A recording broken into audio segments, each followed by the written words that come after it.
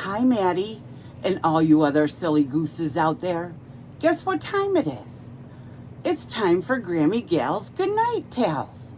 And tonight, I'll be reading a story from this book, 5-Minute Snuggle Stories by Disney. Tonight's story will be Dumbo's Snowy Day. Dumbo was a very special elephant. With his huge ears, he could soar through the sky like a bird. Dumbo performed in a circus with his mother, Mrs. Jumbo. One chilly day, the circus animals were on their way to a new town, but their train, Casey Jr., was struggling to get through the falling snow. His wheels slid on the icy railroad tracks. Finally, Casey Jr. decided it was too dangerous to keep going. The train came to a stop, and everyone waited for the snow to pass. Dumbo was happy that the train had stopped. He'd never played in the snow before. He thought it felt awfully strange as he tried to walk through it. The snow pressed against his feet like cold sand. "You can do it," said Mrs. Jumbo. She gave him a gentle nuzzle. Soon, Dumbo got the hang of walking through the snow. He liked the crunch, crunch, crunch sound he heard with every step.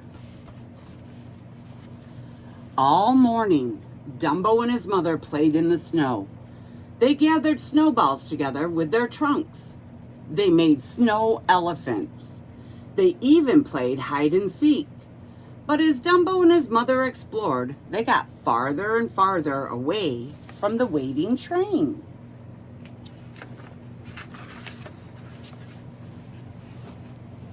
Suddenly, Dumbo slid down a steep hill.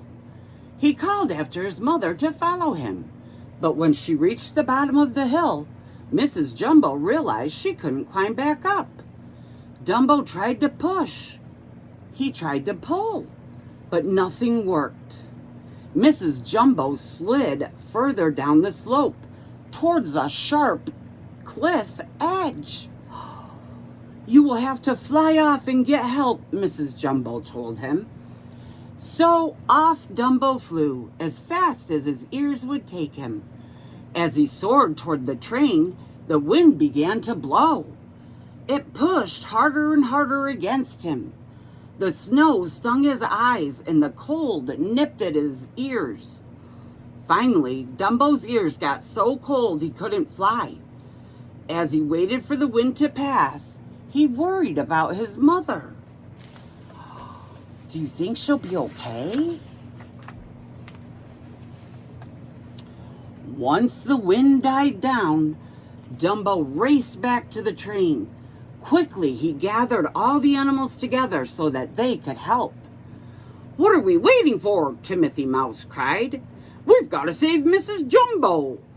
Dumbo led his friends back to the cliff. By the time they found Mrs. Jumbo, the windstorm had pushed her even closer to the cliff's edge. The animals knew they had to think of something fast. "Oh dear," said the giraffe. "How can we get down there to help?" What do you think they're going to do? Timothy snapped his fingers. He had an idea. "Everybody line up," he shouted.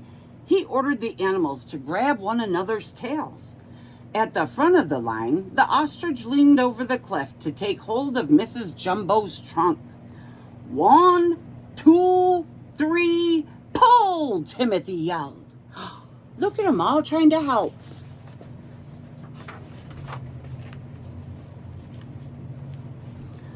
The animals worked together, huffing and puffing, pulling and stretching until Mrs. Jumbo made it safely to the top of the cliff.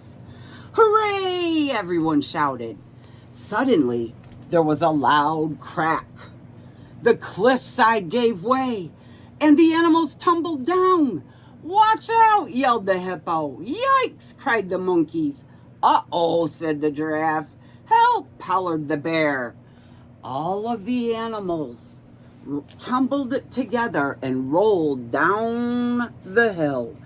Before long, they had become a giant snowball. Look at that. How do you stop this thing? Timothy shouted as they zoomed along. The snowball gathered speed until... crash! Bang! Boom! Oof! The animal snowball hit the bottom of the hill and broke apart. Is everyone okay? Asked Timothy as he straightened his hat. Luckily, everyone was fine, just a little dizzy from their unexpected snow ride. All the animals began walking back to the train. Walking wasn't nearly as fast as flying or riding a snowball, but it was a lot less scary.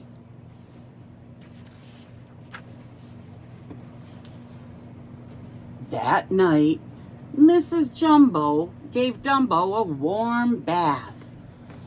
Thank you for flying to help today, Mrs. Jumbo said to her son. I'm so proud of you. Dumbo smiled and blew a trunk full of water over his head. Hey, don't forget about me, said Timothy from his teacup bath. I helped too. Mrs. Jumbo nodded. You certainly did. Thank you. Aw, gee, it was nothing at all. Then it was time for bed.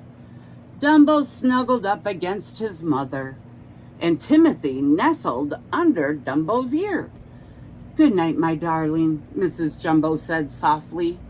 Sleep tight, said Timothy. Dumbo fell asleep right away. Tomorrow, he and the circus animals would perform for hundreds of happy children in the new town. But for now, Dumbo was glad to be warm and safe with his mother as the snow fell gently outside. The end. I hope you enjoyed that story. I love you. Have a good night. Mwah. Night-night.